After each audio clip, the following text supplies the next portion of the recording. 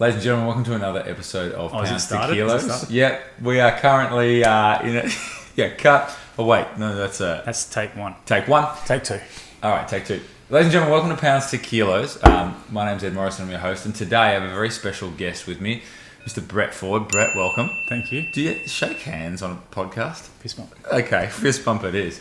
For those that don't know Brett, I'll let you introduce. We're going to talk a lot about your story, but Brett's a CrossFit HQ seminar staff member, and that's certainly like how our relationship started, and we became really good mates after that. But he's one of the very few CrossFit level 4 trainers in Australia. How many would there be, Brett? Maybe 3 of us, I think. And who are the other 2? Matt and Danny. Cool. So Matt Swift and Danny Miller. So he's in elite company. Brett travels all around the world teaching these seminars. He also is an affiliate owner. He's a coach.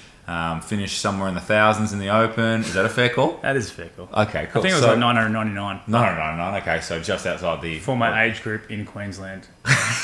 In the suburb you live in. In the suburb I live in. Mate, welcome. Thank you. It's been way too long. Well, not way too long. It's been too long to get you on this podcast. I should have got you on a lot earlier. Yeah, I'm dirty about that. Yeah, and he actually is dirty about it because I've had other people within our sort of friendship group that have been on multiple times. Twice, Gordo. Yeah, Kate Gordon in particular. So to get Brett on, he's pretty chuffed, we've got to say. It's my first ever podcast. Really? I find that surprising. Yeah, well. Do you come to us today with anything that you want to talk about, or am I just going to fire the questions at you? And... Fire the questions. We sort of alluded to this just before, but I find it weird in podcasts that 2 people that know each other ask questions that they already know the answers to. That's true, but I don't reckon I know the answers in the level of detail that you could potentially give them. I reckon, let's start off our listeners with this. You've been involved in CrossFit about as long as anyone I've ever known. When was your first exposure to CrossFit? Back in, I want to say 2007, maybe 2006. And where was it? In Townsville. Yep. So one of the first affiliates, and I'd be misrepresenting myself if I said the number, but I'm pretty sure she was the first affiliate owner in Australia. I think you're right. Fiona Muxlow. Yep, I think you're right. CrossFit North Queensland. Yep. Fee went over to the States as a MMA fighter that wanted the edge and found CrossFit, came back. She was the pool lifeguard on the base where I was a physical training instructor. Yep. So she would walk across this big car park, come over to the gym, and she's like, hey, you boys should do this workout, get your ass handed to you. And we're like, no, we're good. What do you know about that? And eventually she was so dogmatic with it, they were like, oh, fine, we'll try this out. I'll try it. Not with her, because you didn't want to acknowledge the fact that she might have been right. So these sneaky workouts in the gym when no one's around. What was your first workout? I think it was Michael. Oh, wow. As in 50, run 800. Run 800, 50, 50. And it took GHDs and back extensions for those people that are trying to follow along. Took forever. And I'm like, wasn't that bad? I'm actually surprised he's still here with us. But it's one of those things that you go, it's just a bit boring, a bit lame. Yep. But then you jump on the comments and you go, holy moly, people are doing that thing in 20 minutes, 25 minutes. Yeah. Took me a day and a half. That's impossible. So that was cool. And then I did spend some time training with Fee at CrossFit North Queensland. So. Yep. Now you've become a coach, like a very decorated coach. When did the coaching aspect of CrossFit start for you? When I did my level 1, I guess. Yep. So I was aware of it peripherally through Fee, and then as soon as the CrossFit level 1 came to Australia, I got to be on the second one. We often say it's the first one, but I'm pretty sure that there was a first one in Perth with only, it's a closed seminar for only the Saskats. Yep. And then they came to Sydney. And we're on that first one in Sydney. Okay. Who was on your seminar? Who took your level 1 seminar? All the royalty. So Dave, Nicole. I'm sort of probably. Was Greg there? Greg was there. Greg came. So we're talking Dave Castro, Nicole Carroll, Greg Glassman for those that are trying to follow along. Like the people in charge of CrossFit. Yeah, Jimmy. What's Jimmy's last name? Letchford. Oh yeah. Yeah. Who's the dude? He's like Jolie Gentry. Oh yeah, okay, cool. We had all these really cool American visitors. Yeah, and you'd probably like seen some of these people on like, I guess, probably just .com at that stage. Yeah, there's no YouTube or anything. I think there might have been YouTube, but definitely we'd watch them on all like the demo videos, the workout examples, and you're like, a little starstruck. It was cool. Now you're a really recognisable face in the Australian community, and a lot of people will definitely know that you've been around for that length of time. So I'm going to throw a tricky one at you, like straight away. Since 2007, a lot's changed, but right now, as we sit in 2019, is there more similarities to 2007 or more differences? And that's a big question. Yeah, it's a huge question. Yeah. Totally stitched me up. And that's good because we haven't talked about that beforehand. Yeah. I don't know. And I suppose it's like there's a coaching thing that someone brought to my attention, which is don't watch a rep and then ask someone how they felt about it if you didn't ask them beforehand to think about a certain thing. Okay. You know, that Yeah. do a squat. Hey, remember on that last one you back rounded out? Don't do that. And they're like, I didn't know. So in the same way, in 2007, I wasn't taking note of things so that I'd have a future comparison. Absolutely. Just blown away by this new style of training that was very different to what I'd done in the army, as far as pretty much standard back and bis, chest and tries, and pass your fitness test. Sure. So now you've got you'll need to fill me in here. I'm sorry. You've got a sports science degree. Yeah, sport and exercise science. That's right. Yeah. And you certainly, as far as I can tell in your coaching, you certainly integrate that really nicely into this in the box or on the seminar coaching aspect. That seems to be an angle of coaching that you're pretty passionate about. The community seems to be getting a bit better at that side of things, does it not? Yeah, I suppose. I suppose the challenge, and we've talked about this offline, I suppose, a few different ways, is that this de-emphasis of qualification being a thing. Uh-huh. You know, you don't necessarily have to jump through certain hoops to be valid. Yes. You could be self-taught and experientially recognised and be awesome. So that was like a criticism of I guess CrossFit from the very start, wasn't it? It's like, oh, all you need is a level 1, and exactly like right. We pushed back on that and be like, well, actually, you can be a really great coach with just that qualification and a bunch of experience. Yeah, I think the experience is the thing, right? Like, so self-awareness is what takes somebody who has no experience and makes them experience. It's not ticking these boxes and doing a course or passing a test. Sure. And as I always use the analogy, as you said, when I was in the army, as I was getting close to getting out, I started studying, and the army supported me to do the first year. Mm-hmm. And then I did full-time after I did the first year. I did a couple of subjects, biomechanics, which worked out, was like my favourite thing. Perfect, yeah. He's a nerd, just massive nerd. The reality is that people go, oh, 2 days isn't enough. Man, I spent 3 years with people on a uni degree, and at the end of it, I wouldn't let them train my family members. Right. Okay. So so 2 days might not be enough, but neither is 3 years. Neither was 3 years. Yeah. And then there's that in between. You're like, someone who complains that 2 years is enough really is just more worried that they've done things that other people haven't, that other people should have to do before they've got any chance of being as good as they are. Do you reckon that's what caused a lot of animosity towards CrossFit early on in the day? Just like that, hey, you're trying to reinvent the wheel on some stuff that we've worked pretty hard to make sure only people who put in this amount of hours have the authority to speak about or coach. I guess there's those that are good recognize that other people can be good without having done anything in particular, like a course or a time in service or whatever. If you're not good, but you feel like you've paid your dues, then you're going to get really annoyed at people who haven't paid their dues that are better than you.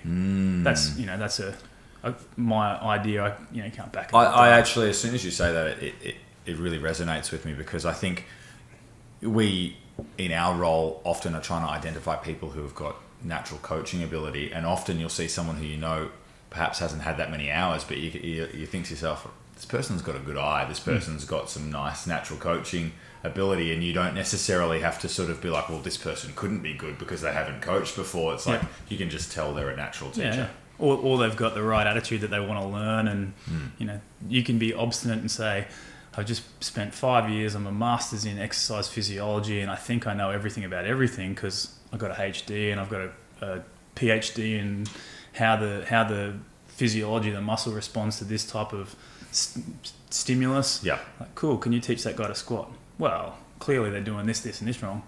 That if you haven't got that connection, you're missing something important that I'll take out of a 2-day course member and teach them how to interact with people and get better outcomes. Just because of your background, were you ever making that mistake?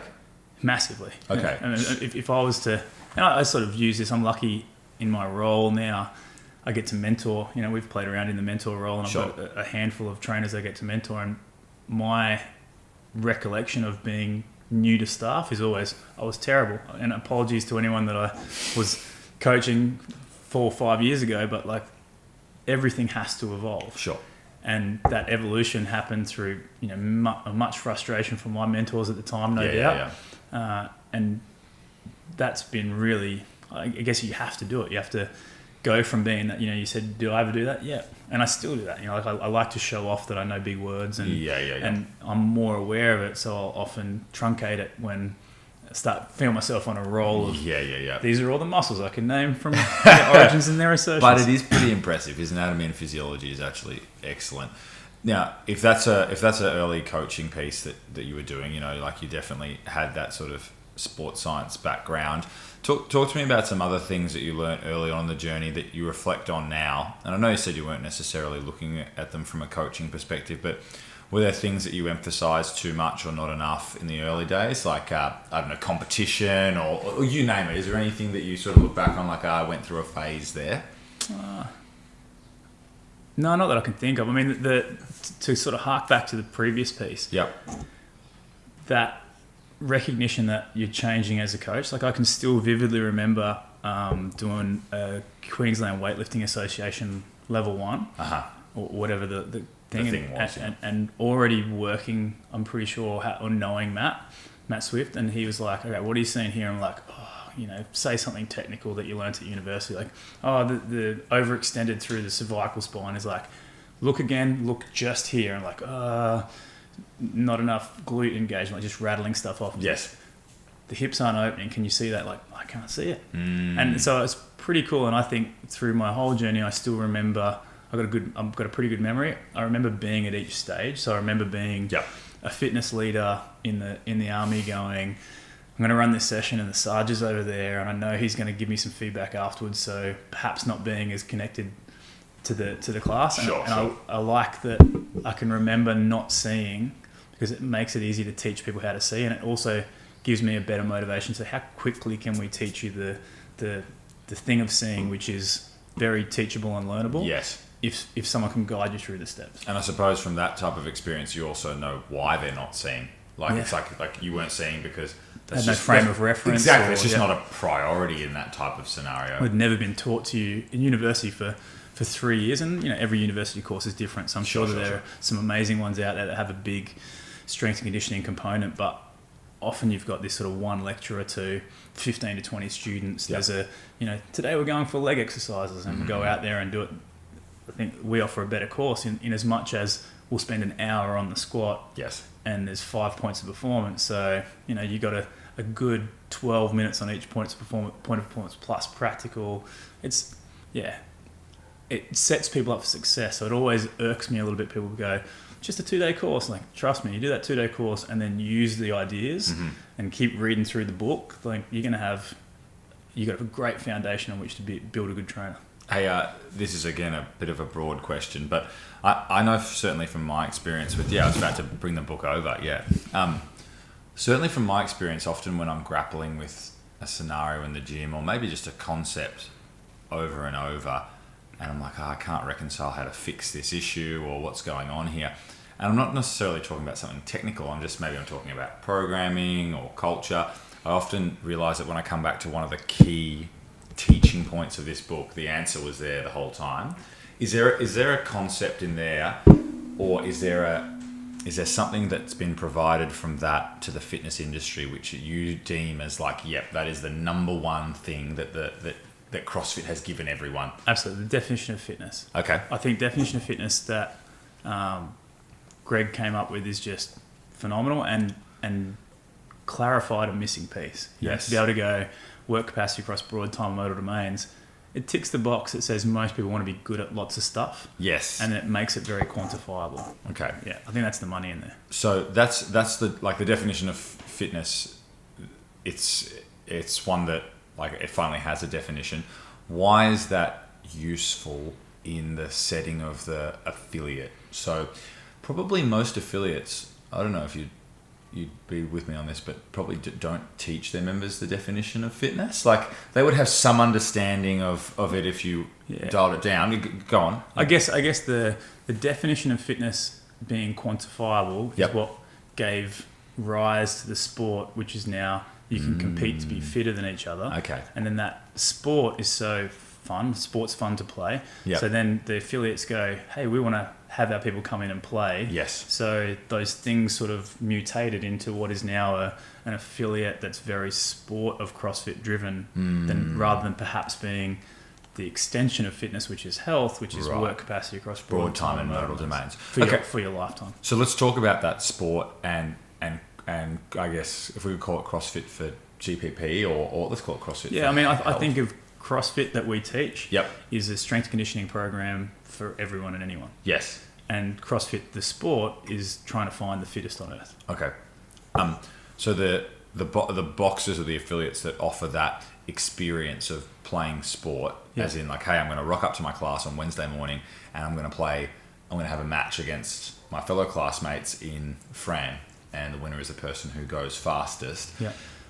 Even though they're playing the sport, they're still improving their health. Is that a fair call? Yeah, I think that's a rabbit hole question. Yes, right? yeah. I was trying to pull you into it because I've got a follow up question. Yeah, because so for mine, and I'll probably steal this off different podcasts. I think Bergeron's got a great whole podcast on training versus competing, and I sort of think of competing and playing as a common thing that we should do sometimes. Yep. Like we're going to go work a seminar this weekend. Yep. And lunchtime, I'm not prescribing something for you as a coach. Yep. I'm prescribing something for us as a team to have a hit out at. Yeah. And when I do it, I'm going to have an intent. Like I want to get some push-ups in because I haven't done push-ups for a couple of days. Sure. And I want to find my hamstring. So maybe we do a Diane variant, which has got us doing push-ups and deadlift. Sure. And then I lay it out there and you go, that sounds like fun. Gordo's in, 3, 2, 1. We get 10 minutes of huffing and puffing. Yep. We played, right? Yep. Now, I choose my training focus.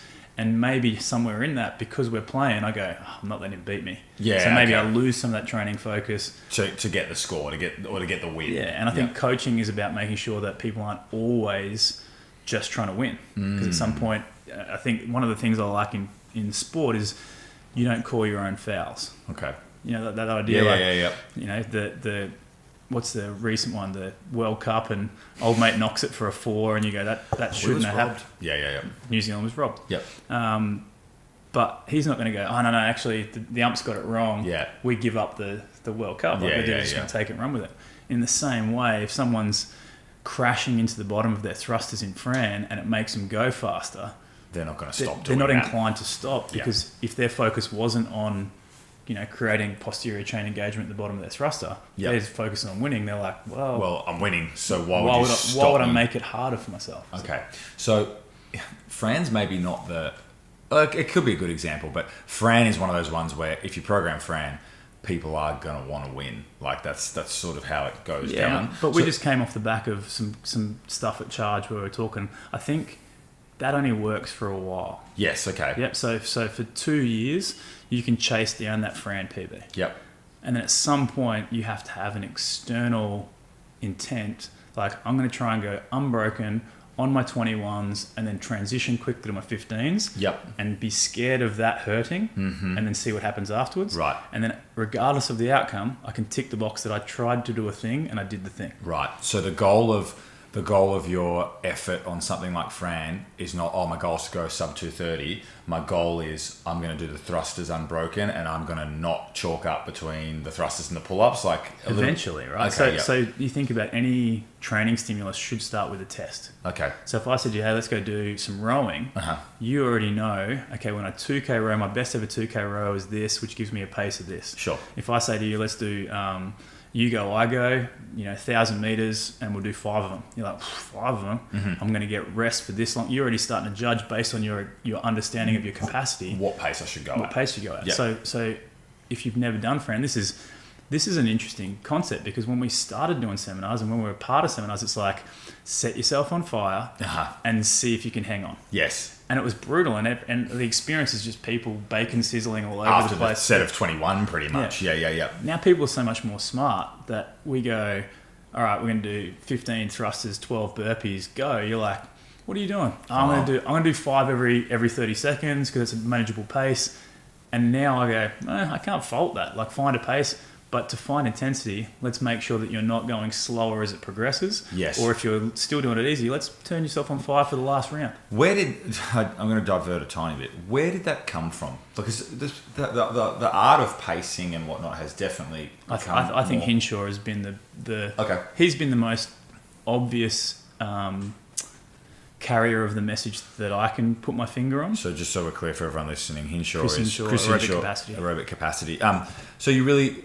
When did Hinshaw come on the scene? Like, he was certainly working with Kalipa around like 2012, 2013 games. Yeah. Do you reckon if we went back and watched like pre that period at the CrossFit Games, it's pretty much people just... Not necessarily, because the thing is, I remember a T-shirt for Pat Barber. He's got competition is just another skill. That's again faster T-shirt. Yeah. And so if you're winning at the games, like one of those classic challenges at that point is people looking at games athletes and being like, how do I be like that guy? Yeah. And we were talking about, we just did Jackie. Yeah. Going unbroken isn't necessarily the best strategy. Yeah. And Pat Barber at the Australian Regionals, when it was at the wood chopping stadium, doing a hundreds workout, he was breaking and getting back on, which is just flies in the face of everyone going, you got to, the best athlete will go unbroken for 100 reps. Yeah. Like, no, the best athlete will minimize their rest time. Mm-hmm. And if that means that they're strategically taking small chunks, small rests, yes, better than doing 70 and then going, yeah. Pat owned the field on that one. Can I ask you, because we did just do Jackie, do you think there's ever a time and a place to give someone the experience of, you know what, you are just going to put yourself in an absolute hurt locker, and in your mind as a coach, you're like, this is probably not going to get you the best overall time? Regularly. Okay, what is the benefit of that? I suppose I like to use the book as the answer to every question. Sure. So constantly varied function movements executed at high intensity. Constantly varied means don't do the same thing every single time you come in the gym. Okay. Now, someone asked me the question of like, if you've got poor ankle mobility, should you use shoes? Yeah, you should use some Olympic lifting shoes and squat and play and enjoy squatting. Mm-hmm. And then sometimes don't. Because if you always squat in shoes, sleeves and belts, then you don't have a varied fitness. You're not ready for anything and everything. Yeah. Now, what do we really want? We want you to come in and train lots and have fun and enjoy it, because that's what gets you fit over the long term. But in the same way, like, how should I do Jackie? Well, I thought, not Jackie perhaps, but let's say Grace. Okay. And we talked about this morning. Grace 30 clean and jerks for time. Yeah. If you're going to dump every rep, somebody who decides that's the best way, yes, I want to challenge them to go, well, what if I make that 40 kilos? What if we do Randy, which is 75 power snatches with 75 pounds? Sure. Are you going to drop that every time? I know it's so light that I'm actually going to just round my back and bounce it off the ground. Cool, let's find an in-between weight and see where barbell cycling has value. Yeah. Now, if barbell cycling has value in a Grace-type workout at 45 kilos... How could it not have value? Yeah, you're just not strong enough. Yeah. So just because you lose the eccentric and save yourself a bit of energy, if it's light enough or if you're strong enough, then pushing it down lets you cycle quicker. Sure. So it's Yes, you should vary the way that you approach workouts from time to time. Yeah, it's interesting that you mentioned variance and like you just gave us the definition of CrossFit, so constantly varied function movements executed at high intensity. Is variance the thing in your mind when you visited a lot of boxers and you've coached a lot of coaches, is that the thing that could be embraced better of the three pillars of CrossFit? I think that's the problem with gravitating too much to a CrossFit sport type pursuit. Okay. Is that you lose some variance by virtue of only trying to do things that make you win. Okay, and does that happen from basically watching too much CrossFit Games and being like, right, they do it this way, so I'm only going to do it that way, and not realizing that actually they're just doing it that way now?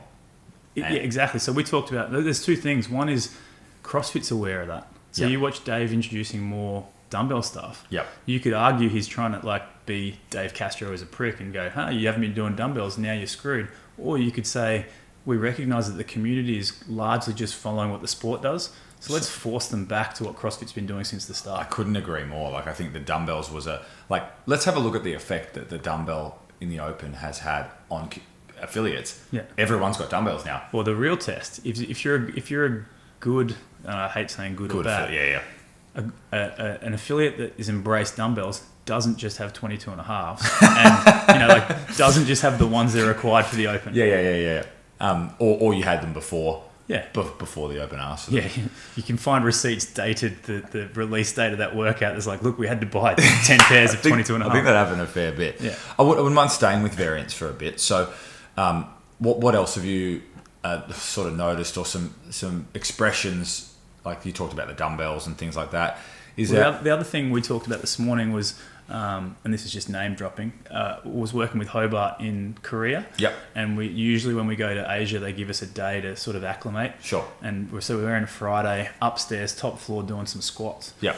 And I noticed he was crashing, and it's always been a thing that I just don't like, the crash in the bottom of a squat. Yep. And Hobart's a great dude, so I was like, hey, humour me for a second. Could you control the bottom there? And Sure. he just looked at me with disdain. He's like, yeah. I said, we'll take some weight off. He's like, no, I'll do it with that weight. And boom, hits the bottom, full control. Yep. And it was that point that I've used this analogy a lot of times when I'm coaching in Townsville, most fresh in my mind, is that if you only have one dog in the race, don't tell me that's the best dog. Yeah, okay. If you've got all the dogs and you're going to tell me which one is best for these conditions, given the turf, and like that's a greyhound racing analogy, which is Sure. everyone instantly understands. But you know what I'm saying? Yeah. No, I actually really like it, because I think often the battle that we have as coaches is a games athlete will do something, let's call it less than optimal from a safety perspective. Think about. I just watched a bit of Wadapalooza earlier in the year, and Tia, who's an amazing athlete, was doing a dip receive on her hang power cleans. Yeah. So she gets no posterior chain, Yeah. but it's light enough that she can make it work. Yeah. That's a task specific, trying to go as fast as possible. Now, am I going to get my mum to do that? No, I want to teach her how to eccentrically use her hip Yeah. to decelerate a load and then re-accelerate a load. Yeah. Because jamming it into your quads and onto your knees, it's a short-lived thing, but she can take that risk to win an event. And the error, I guess, as a supporter watching is to think, oh, that's how Tia does hang power cleans. It's like, no, that's how Tia did hang power cleans in that event. She chose that on purpose. She has the other options, Yep. but she's decided to choose that one. And Yep. so that's potentially a part of variance that people don't necessarily see, because all you get to see is the performance from the games athletes. I mean, there's enough footage of them training, but at the same time, you watch the games and you think, right, that's how the deadlift is done, that's how the clean and jerk One of is my done. favourite things is standing up a clean. You're like, I know. This man loves standing up a clean, I'll tell you that I much. hate watching people not stand up cleans, but there's enough footage of elite athletes, popping it and then dropping into the next one, and Sure. that people go, oh, that's the thing. I've done some judging, and I'm never a popular judge. So the reality is, I've had people go, you don't understand the standards. I'm like, well, let me read it to you. Yeah. The hip must be open, the elbow in front of the bar. Yeah. If you start your hips coming down and your elbows behind, you've shortcutted that thing, and there's value to being in extension with your elbows forward. Sure. Should we take a break? It's funny that you noticed that, because I did tell you that the 30-minute mark is time for a break. So here's a message from our sponsors. Hey guys, use the code pounds to kilos when signing up for the method and receive $5 off your weekly membership cost for the entire lifetime of your membership. Enjoy.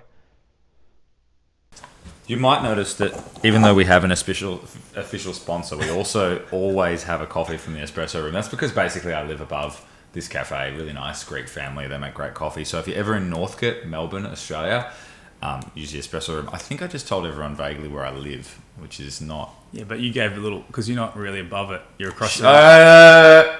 Okay. But if you're planning a holiday and you're like, I don't know where to go, come to Northcote just to check out the espresso room. Pretty good coffee. And if you don't like it, well, all complaints to pounds to kilos. You'll be, if you don't like it, you'll be right near my house, so you can come. You just knock on the door. Yeah. You told me this coffee. All right, I wouldn't mind staying, because there's just so much for us to potentially cover with you, and we've talked about variance as like have people properly embraced variance as they implement CrossFit, or at least express it. Let's go through the other two pillars, because I think that would be an interesting thing. Yeah, I suppose it is. Have people at an affiliate level fully embraced functional movement and all the things they could do to make functional movement as good as possible? Where are you going with that question? So the reason I ask you that is because it doesn't jump out at me as something I discuss. If we say functional movements are largely compound movements, so your cleans, everyone does those because by virtue of them being in the sport, people follow along with that. Yeah, so is there something specifically you want to chat about? I guess I'm trying to not reframe the question back to variance, but I think what I want to ask is that is there enough, when it comes to the movements that are being performed in CrossFit, do you think there's enough variance throughout the functional movements or the things that would assist functional movement as well? I suppose and obviously Ed and I have talked about this a fair bit. An assumption that a functional movement is enough can be misleading. Okay. And so we have this idea of functional movements are superior to non-functional movements because within a functional movement exists all the non-functional movements. And when executed well, that is I have an an analogy for this that I've been working on. Give me the analogy. Jamie Oliver turns up and tells you he's going to cook you the most amazing meal. Okay. And he puts it in front of you and you're like, hell yes, thank you, Jamie. Add some salt to it. And I'm still adding salt. Okay. Like way too much salt. Okay. And I eat it and I'm like, Jamie, it's a bit salty. Okay. He's like, dude, I don't know why you put so much salt on that. You didn't eat it as it was intended. I don't even mind if this... Okay, So you're with me? So when people go, hey, I'm doing CrossFit, I'm doing those functional movements, and my knees are sore. Like, are you conducting them in accordance with the points of performance that are in the book? And like, no, I'm just trying to win. Like, well, you missed the unsalty version of this, which is actually really potent. And so if people only do functional movements, to steer back to the question and not get too dragged off into the weeds, and avoid, your stiff-legged deadlifts, which pop up from time to time, then they perhaps are missing that understanding that if you can't do a stiff-legged deadlift, but you can do a 200-kilo deadlift, there's a hole in there somewhere that will possibly be revealed. Sure. And you might not. You might be that dude that's round back deadlifting 200 kilos your whole life, and you're like, it just works. I was fine. But I would suggest that person is an anomaly, and that most people should check via variance of functional and non-functional movements that they have a well-rounded capacity in all things. Yeah. Okay. So where does the affiliate begin to play around with these things? Like, what's the because you can't throw the baby out with the bathwater, but where do they start to program and warm-ups and cool downs, I suppose? Like, put those things that don't present obviously into a play day. Like when you say, hey, let's do a workout tomorrow and play. Like, what do you want to do? Let's do some Nordic drops combined with some prone holds. I mean, you know what? CrossFit.com is doing a fantastic job of revisiting those ideas. I'm loving it at the moment. Yeah. Like the slips. Yep. So slips is a tricky concept, because if you're a frother that's like, I just want to train 18 times a day, you're like, well, tomorrow's a rest day. What's the workout today? 5K row, and then do slips practice for as long as it took you to do the row. You might perceive that as a nothing day. Yeah. But the reality of it is that CrossFit.com is supposed to be a program that you do for your entire life. Yes. That sets you up to have a high quality of life as you get older. So if you can't, and I'm as soon as it popped up, I'm like, I wear the shirt, I'm an advocate of the brand, I've got to start doing more, what's the S? Scales. Yes, I'm terrible at scales. I do like, this is lame, I'm so good at these. 6 seconds later, I'm like, my legs shaking, comes down, like, I've got to try and get this up, range of motion, all those things that we advocate in functional movements. You could argue quite strongly that a scale is not a functional movement by our definition, because it has a low expression of power. Well, I was thinking about that the other day. There was a great workout. It was run 400, 21 power cleans, and then hold a plank for the time that the run took you. And I was having a discussion with someone about the value of a plank. And they said to me, well, like, it's not a functional movement by your definition because there's no power output. And like, I know, I sort of, like, when it comes to isometric holds, there's a bit of an argument about power output. But what I strongly push back on is this. It's like, if you can't plank correctly, then your shoulder stability, endurance, and midline stabilization is so poor that I wouldn't want to necessarily get you doing a truly powerful movement that's an analog to a plank. So that's where the plank's value comes from. Absolutely. And what's really interesting there, and I've since tried to research this unsuccessfully, one, because I'm pretty terrible at research, but also because my memory is probably what I stick to most. And I remember in biomechanics this idea of internal and external work. Right. External work is force times distance. I push the cup. I've done, I've overcome a force by pushing a thing. But when you have no change in isometric, there's still stuff's happening. Sure. if you were to put me in a Haldane chamber and measure your carbon dioxide out and your oxygen in, then you're going to say there's a metabolic response. you just did some work. Yeah. So if you did the work and no external work was done, then internal work must have been done. Mm-hmm. And internal work has value because we talked about, you're teaching how to hold a position or how to not compromise a certain shape. And yes, we should be doing that just as much as we're doing power cleans. So I suppose I don't want to put words in your mouth, so maybe I'll just say this is the way I feel about it. But things like the slips, things like the plank, things like a handstand hold, L-sit, all those. All-in slips. Yeah, okay, all-in slips, yeah, so we've sure. got scales, L-sit, inversions, planks, and stretching. Okay, all-in slips, do your slips. The value of them is that eventually I will see power output in my functional movements. Well, the value, yes. That's how I into prove. my mouth. Poof, they come back at you. Okay, cool. But here's a cool concept that we mess around with a lot, because in the affiliate setting, you're often going to find people go, hey, I've got this injury, this niggling thing, I'm going to have to scale. So I like the idea of any scales or progressive scaling options, not a front. Scales, yeah. Scaling option should be able to be done by people who are RX'd. Okay. So I love a bottoms-up press. So a bottoms-up press is a great way to reduce the load, do the instability, and sort of guarantee that this shoulder's in a good position. Because if it slips out of a good position, that the thing tips. kettlebell can't work. Yep. And so someone who's got a shoulder injury is now doing 8 kilo bottom-up presses instead of handstand push-ups. Sure.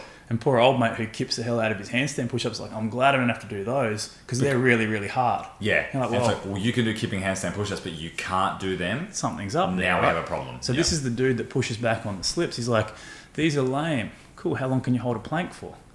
I hate planks. No, answer the question. Like, I did 2 minutes once 5 years ago. Mm-hmm. Cool, let's wrap this out. Yeah, there's like an alien trying to crawl out of your stomach. Sure, and you're like, actually, they're much harder than I remember. Yeah. Cool, do more of them because both things should be... Work together.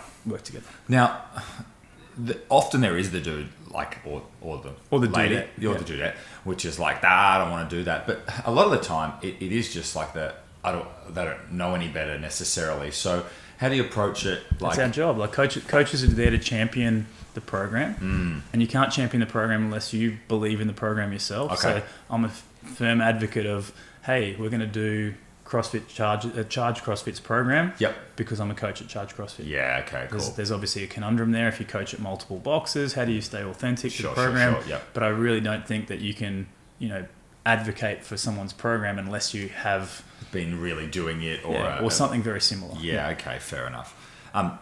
That I feel like that's a really good discussion on functional movement. Let's move across one more time. Intensity. And talk about intensity.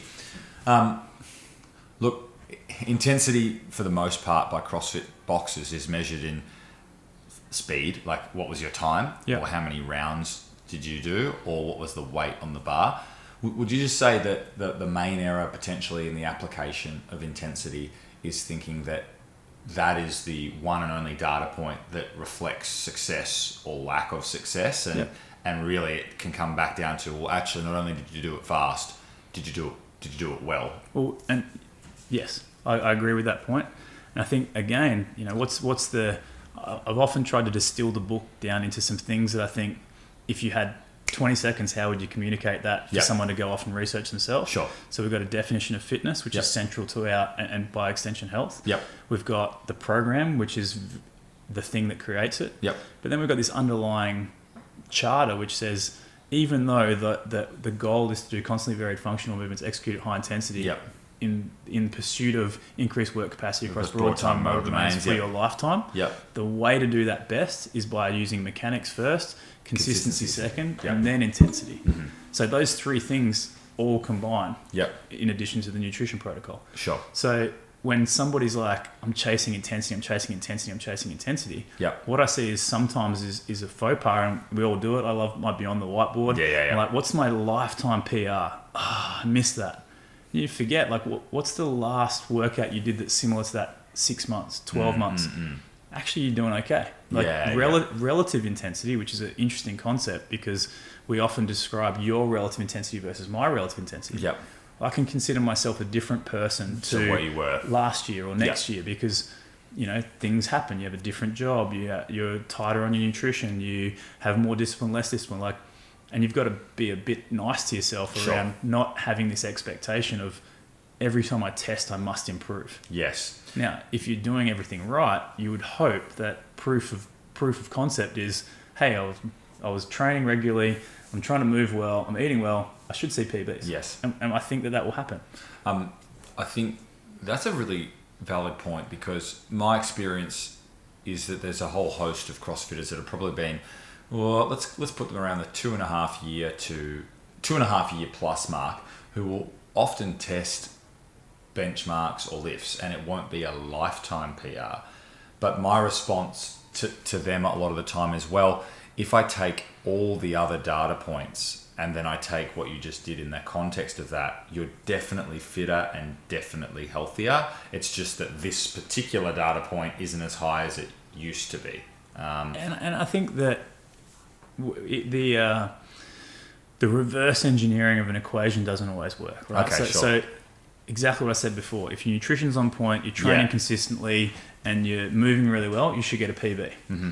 If you get a PB, that doesn't necessarily imply those other things happened. So if my nutrition was off, I haven't been training very regularly, and I know I'm moving a bit shitty at the moment, but I get a PB, there's a temptation to go, oh, well, doesn't matter. I'm still getting PBs. Okay. And that's a downward spiral to hang on, what about when I'm not? Yes. So if you're not consistent, you might be able to redline. Yes. You're like, we've all done it where you go, not we've all done it, I've definitely done it. Yep. You go, I didn't train that well this year, but it's the open. Yep. I lead from the front, so I go, I'm in the open. Yep. I've been in the open every single year. Yep.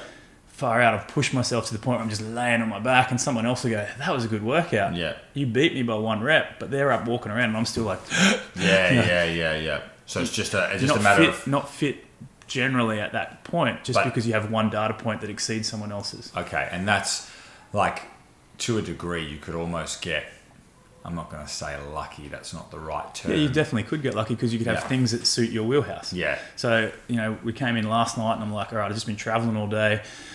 You want to jump in the session? Like, oh, it's barbell and some snatching. Like, oh, I snatch okay. Yeah. Like, I'm gonna come out of this interaction with you guys thinking I'm a pretty good athlete. Uh-huh. Whereas if it was like, hey, we're doing Nerf, you're gonna jump in. I'm like, oh, I'm dead last today. I've just traveled all day. I'm not doing much in the way of consistent training. Mm-hmm. I'm gonna look like a rank amateur. Right. So I got lucky. I got lucky that the workout suited where I'm at right now.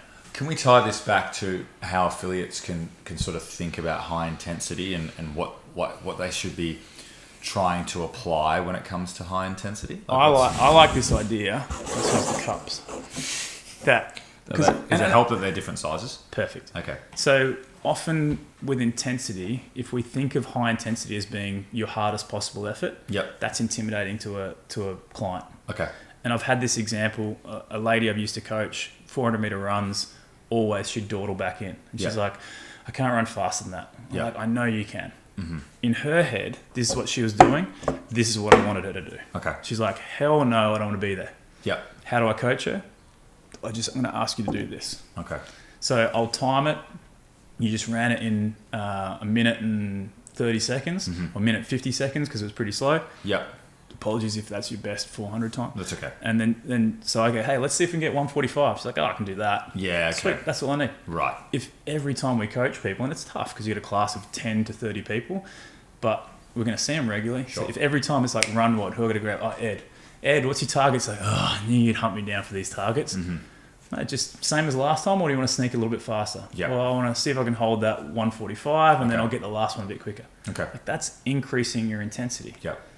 It doesn't have to be, give me a red line. Yep. And we cover off on that because we say that relative intensity is something that physiologically, so it's not going to snap you. Yes. And psychologically, there's a weird little interaction there, because you could watch me move, and many people will watch me move and go, I think you go a bit faster, mate. You're moving okay.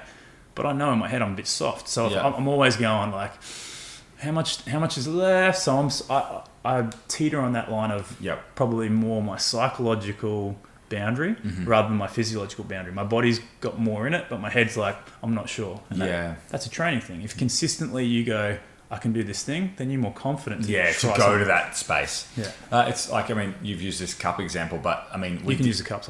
We did, look, I think right now, back to this morning, because Brett came into the gym to help. We did like a coaching workshop. We might talk to you about that in a moment. And I was doing Jackie, and I noticed at no point in time, even when you knew what my best time was, did you ever give me the goal of, okay, your goal is to beat that time. You simply gave me like a goal on the rower to do something, and then you gave me something very specific to do on the thrusters, and like it was a lot more obtainable than somebody just, well, it was basically me in my own head saying, you got to beat that time. Yeah. And there's no part of me that doesn't know that you really want to beat that time. Yeah. But here's the don't box yourself into a corner, right? So if you, what do we talk about? Athletes, what's your goal? My goal's to win.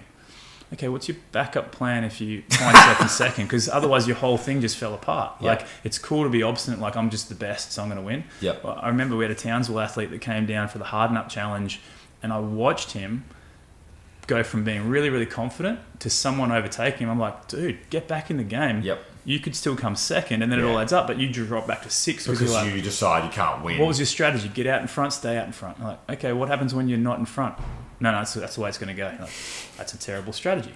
So when I watched you go, I'm like, I really hope you get a PB, because that's a cool reward, but let's set some stuff up. You know, like we talked about, if you can get 330 on that first row, tick. There's something that you tried to do, and you've learnt something from it. You're like, 330 is too damn fast. Yeah, okay. And then you know, you wanted to go unbroken with thrusters because that's happened at, oh, you got that as well. So that's tick. Mm-hmm. And then you're like, oh, that really knocked me around, and the pull-ups weren't what I was expecting. Yes. Oh, well, we learned something from it. Yeah. Well, I'm glad to a degree that I just had a different experience, because the last 3 times I've done Jackie, I've basically done exactly the same thing and got exactly the same time. Yeah. Today, I got a slightly different time with a completely different expression of it. Yeah. Like, it was a faster row, and the pull-ups were way harder than they've ever been. Yeah. And in some ways, that's still satisfying to me to just at least have that experience, because I reckon I get more from that. And, you know, like, tip of the hat to Matt, because I spent a lot of time working around him, and definitely a lot of positive influences in my coaching. One of the things I always remember him saying is, pick your strategy, stick to your strategy, and then assess your strategy. So if your strategy is terrible, don't change it. Just keep doing it. Yep. Because you've got information. Sure. And then you go, well, I think next time I'm going to have a more aggressive strategy, I'm going to have an easier strategy, and you learn about yourself as an athlete. Yep. That's the whole goal. Whether you're trying to be competitive or you're trying to be doing this for the long run. Yep. The best people to have to coach is like people who've done these workouts before. We've got Fran, talk to me. You're like, all right, well, best ever's 430. That every time I break the 15s, that, you know, that's going to be a 5 minutes. Yeah. You're already building up a strategy. Like, this is what I think I should do. Cool. And then coach comes in and goes, I just want you to try this. Yeah. Okay. Oh, really? That's a tiny stretch, but I know that you've picked an appropriate goal that I can't really say no to. As opposed to like, I'm going to stand here and get you back on the bar. Yeah, you've got to go unbroken. Yeah. That and you hear that cue. Like, I always, I think the worst cue is, don't put it down. It's like the dude at the side of the boxing match, like, knock him out. And like, as if I wasn't thinking maybe. Yeah. That was Oh, really? I was going to put it down. Like, yeah. But they've also introduced that idea of like, maybe you could put it down, as opposed to like, you're doing really good. Just keep breathing, keep moving. You know, can you? Like, I really liked it this morning. I'm doing pull-ups. I think I did 30 unbroken. Oh no, it wasn't 30 unbroken. Anyway, so Ed's broken it down for me. He's like, see if you can do 5, and I'm like, screw you, I'm going to do 6. Yeah. You did more. It just gives you that, like, that's good coaching. Is here's a target that I know you can achieve. Yep. And I'm more inclined to try and beat that. It's like, all right, you've only got 10 to go, and it's 12 seconds. Go unbroken for 10. You're like, were you not watching when I came off the bar before tired at 6? Well, that's right. I saw that you'd done a pretty small set. That's why I gave you 5 as the target. So being aware of everything that's happening. So the intensity is always just like, either we're going to hold because you're fatigued, or we're going to just, let's see if we can challenge you. We're near the end. If you blow up, it's all right, because it's the end. Hey, just as a final discussion, I know that you're really passionate about coaches developing themselves, and I wouldn't say the majority of our listeners, but I reckon a good chunk of our listeners would have either done a level 1 or a level 2 with you, like as in like they've recognised you from that platform. Yeah. Where do you reckon coaches, we certainly give lots of great pathways after level 1 and level 2, including the level 3, which is just a really great qualification to have under your belt. What else can coaches do to ensure that they're getting that type of development, like and adding more strings to their bows? I think on the level 2, we talk about having strategies, I suppose, or things that you can practice day in and day out. And I think that's the money. So the money is every time you choose to coach, what are you trying to work on? The same thing we just talked about with an athlete. You don't go into a workout going, hope I do amazing today. Yes. If you turn up to the box to coach every single day and go, hope I get better as a coach today, you're not going to get better because you have no thing that you're trying to practice. Intent, yep. And I think we cover it really well on the level 1, but it's one weekend. Yep. And then we have it really well covered well on level 2, but it's one weekend. Sure. So the best thing people can do is find a mentor that is going to challenge them to have a project for the week or a project for the month, or check in with them. And that stuff's tough because most boxers have got, the head coach, who's the most knowledgeable coach, is also doing heaps of hours. They're not just cruising around developing all Yeah, those sure. traits. It's like it's an unlikely scenario where the head coach's only role is to develop their staff. Like they're doing a lot of other things. Yeah. So that sort of sneakily segues into my next project, which is to offer people online or correspondence mentoring, for want of a better term, which is, hey, let's do a consult on how you coached a session, or how you're going to coach an upcoming session, or what you're doing for your development for the next couple of weeks, couple of months, couple of years perhaps, to ensure that your coaching is still progressing. And the reason for that is I had this revelation, I suppose, that the reason we know what we know is because we get to see it every single weekend. So this repetition of the same information doesn't make it old. It makes it like we find different between the lines. Finer details. That's really, really cool. Yeah. And people don't get that. Like people perhaps get a daily exposure to whatever it is, thrusters, squats, presses. But unless they've got a focus of today or this week, I'm really looking at how is the shoulder active? What are the different expressions of it through the gym?